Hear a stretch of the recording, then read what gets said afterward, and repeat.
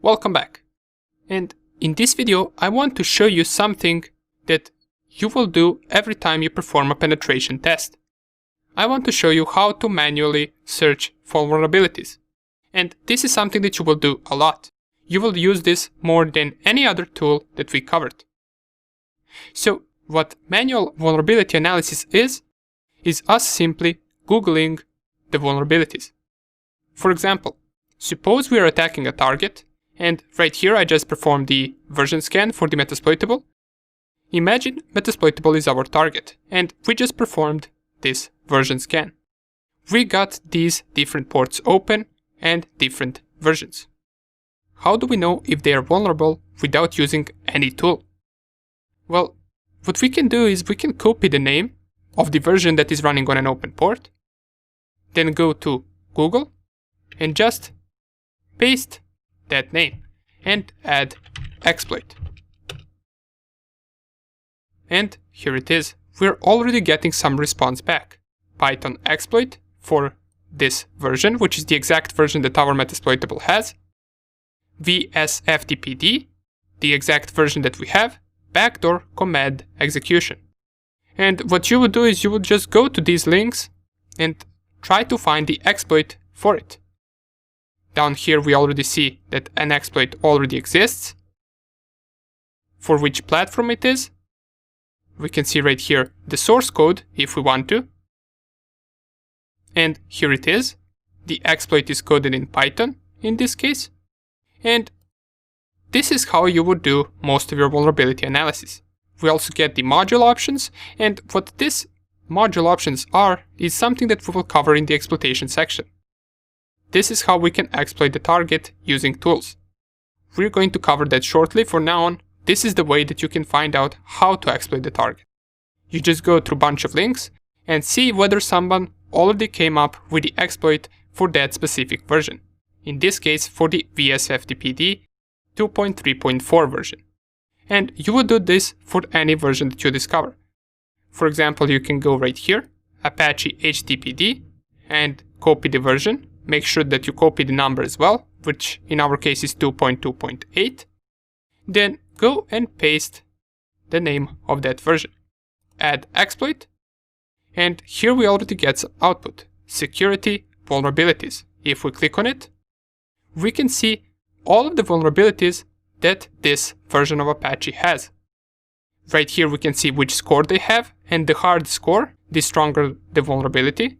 Right here we can see the vulnerability ID, which remember from the last video I told you this format is used for vulnerabilities and you will see it a lot.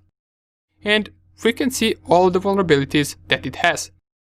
This one particularly we are really interested in. Why? Well, because it has the score 10. That means that it is a really strong vulnerability, most likely execution of code or remote access to the target. And it indeed is. It says right here, code execution.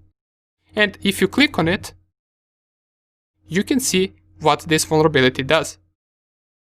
You can see confidentiality impact is complete, integrity impact complete, availability impact complete. There is a total shutdown of the affected resource. The attacker can render the resource completely unavailable, so this also seems like some kind of a DOS attack.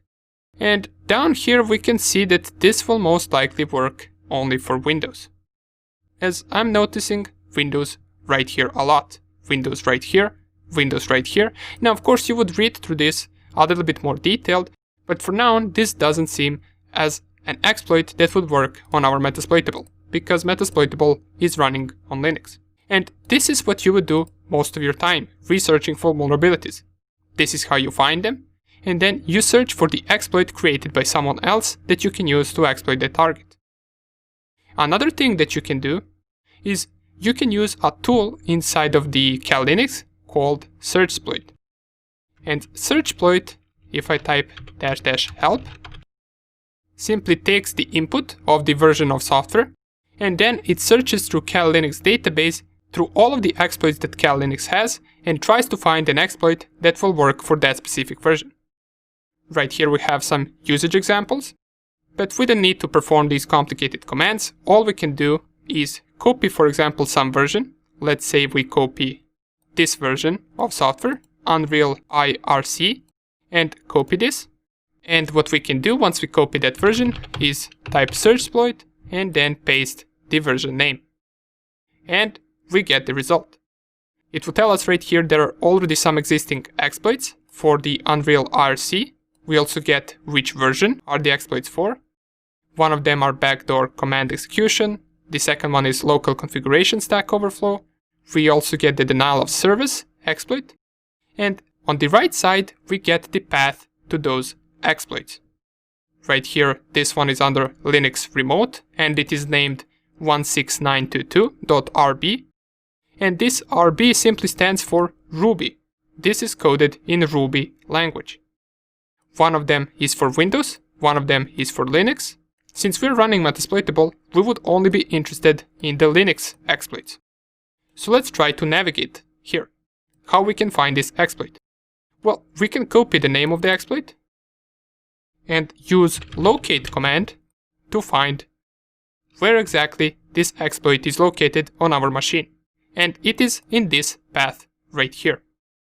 So you can copy to this directory, cd, and then paste the directory name. And if I were to nano 16922.rb, this will open an exploit that we would use to attack that Unreal IRC open port. As we can see, it also tells us that this is a backdoor program. This file is also part of Metasploit framework, and Metasploit framework is one of the biggest tools that we are going to cover in the next section. We'll cover all of the basics of it, and we will also cover how we can run exploits and attack different machines using this Metasploit framework. Okay, cool. We found an exploit for this specific software using Searchsploit. So now we know we got exploit for that version of software that we have on our Metasploitable. So this is usually how you would perform most of your vulnerability analysis. You either use tools like Searchsploit or you manually try to find an exploit on Google to see whether anyone has exploited it before, and if they have, how did they do that? You would also use Nmap scripts sometimes, but I personally rarely use Nmap scripts for vulnerability analysis.